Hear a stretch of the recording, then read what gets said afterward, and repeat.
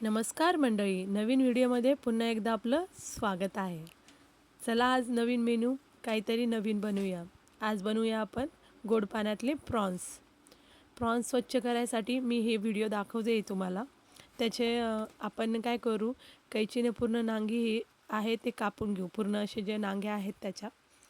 आणि नंतर आपण पुढे काय करू, त्याचं वरचं जे कवच असतं, जो वरचा टर्पाला, तो थोडं दमादमाने स्लोली काढायचा बरं का.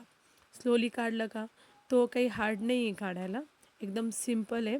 आणि मागच्या साईडचं शेपूटच्या साईडचं जे पार्ट आहे तो थोडासा हार्ड राहतो, तो दमाने काढायचा. नाही तर मग तो पूर्ण त्याचा जो मांस आहे तो पूर्ण ओढून घेईल तो. दमाने असं प्रॉपरली काढा, मी जसं काढला आहे त्या टाईपनं.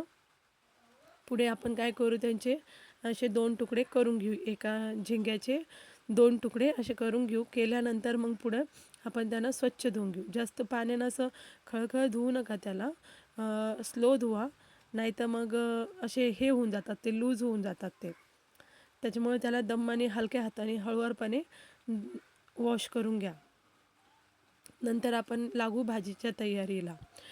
मी काय केलं, अद्रक लसूणची पेस्ट ही काढून ठेवली आणि कांदा आणि खोबरं हे थोडंसं भाजून त्याची पिवळी पेस्ट ही तयार करून ठेवली होती. आपल्याला फक्त त्याच्यातून 1 चमचा हे वापरायचं होतं. मी कढई ठेवली, 3 पळी असं तेल टाकलं. नंतर मग अद्रक लसूणची 1.5 चमचा ही पेस्ट टाकली. नंतर खोबरं आणि कांद्याची ही 1.5 चमचा ही पेस्ट टाकली. आपल्याला चवीनुसार हळद ठेवायची आहे, मीठ ठेवायची आहे. 1 चमचा मी मिरची पावडर घेतलं, 2 चमचे प्रवीण मसाला घेतला, 1 चमचे धने पावडर घेतलं आणि थोडीशी गार्निशला मी कोथिंबीर घेतली.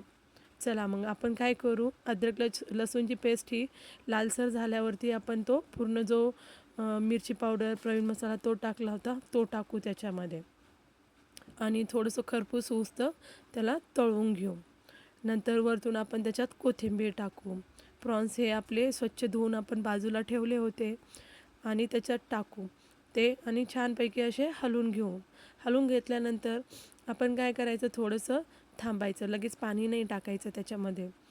मग थोडंसं त्याला कलर येऊ द्या झिंग्यांना पण. आणि नंतर तुम्हाला जसं टाईपनं पाणी पाहिजे, 1 ग्लास किंवा 1.5 ग्लास ह्या पद्धतीनं तुम्ही त्याच्यामध्ये पाणी टाका आणि वरतून कोथिंबीर आणि चवीनुसार मीठ टाका. मी अशा पद्धतीनं साधी आणि सिंपल भाजी बनवली. तुम्हाला नक्की आवडली असेल, घरी ट्राय करा. गोड पाण्यातले मासे हे चांगलेच लागतात खाण्यासाठी. अशा पद्धतीने एकदा तरी ट्राय करून बघा. खूप साधी, जास्त मसाले वापरायची गरज नाही आपल्याला. नक्की आवडतील तुम्हाला. कमेंट करा, लाईक आणि सबस्क्राईब करा.